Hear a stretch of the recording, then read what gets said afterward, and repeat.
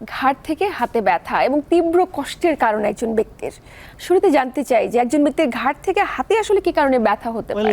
ঘাড় থেকে ব্যথা হাতে আসে এবং এ ধরনের রোগীর সংখ্যা প্রায় প্রতিটি পরিবারেই আছে। তাহলে ঘাড়ে কি থাকে? আমরা এখানে সার্ভাইকাল অ্যান্ড ব্রেকিয়াল প্লেক্সাস থাকে। তো নিচে যেহেতু হাতে আসে, এটা ব্রেকিয়াল নার্ভ থেকে ব্যথা হয়। ঘাড়ের এখানে চাপ দেয়, ব্যথা হয় হাতে। এবং মজার বিষয় কি জানেন, অনেক সময় আমার অনেক রোগী বলে, ব্যথা আমার হাতে, আপনি কেন আমার ঘাড় ধরছেন? তাদেরকে যদি বলা হয় যে আপনার অসুখ ঘাড়ে, ওখান থেকে ব্যথা আসে হাতে, অনেকেই অনেক সময় বলে থাকেন, বিশেষ করে যারা গ্রামের খুব সাদাসিধা মানুষ, সে বলে যদি আমার হাতে আপনি চিকিৎসা করেন তাহলে আমি চিকিৎসা নিব, নইলে ঘাড় নড়াচড়া করলে, ঘাড়ে চিকিৎসা করলে আমি নিব না। তো আমরা তাহলে এখানে আমরা কি বলবো? কষ্ট হলো ঘাড়ে, ব্যথা আসে হাতে। কোথায় কষ্ট থাকে? নার্ভ প্লেক্সাসে কম্প্রেশন থাকে। ওখানে কম্প্রেশন অনুযায়ী C4, C5, C6, C7, C8 পর্যন্ত নার্ভ কম্প্রেস করে হাতের দিকে আসে। অনেক সময় আমরা এর সঙ্গে T1, T2, T3 আমরা ডরসালে এটাকেও অ্যাড করি। আচ্ছা আচ্ছা, তাহলে আপনার প্রশ্ন হলো যে কি কারণে এই ব্যথাটি ঘাড় থেকে হাতের দিকে কম্প্রেশন চলে হয়। আসছে?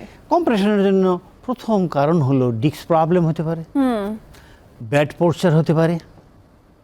আপনার যদি আপনার ঘুমানোর সময়ে সঠিক পিলো ব্যবহার করছেন না, অথবা আপনার ঘুমানোর পোস্চারটা খুব খারাপ হতে পারে।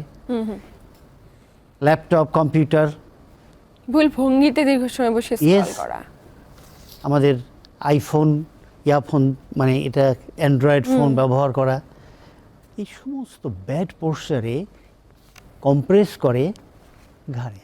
আচ্ছা আচ্ছা, আর কম্প্রেশন অনুযায়ী, কম্প্রেশন কোথায় হচ্ছে সে অনুযায়ী ব্যথা হাতে আসে, আঙ্গুলে আসে, এই তিনটা এবং এর অর্ধেকে আসে, আবার এই পর্যন্ত আসে। কারো কারো বলে আমার এখানেই ব্যথা আর যাচ্ছে না।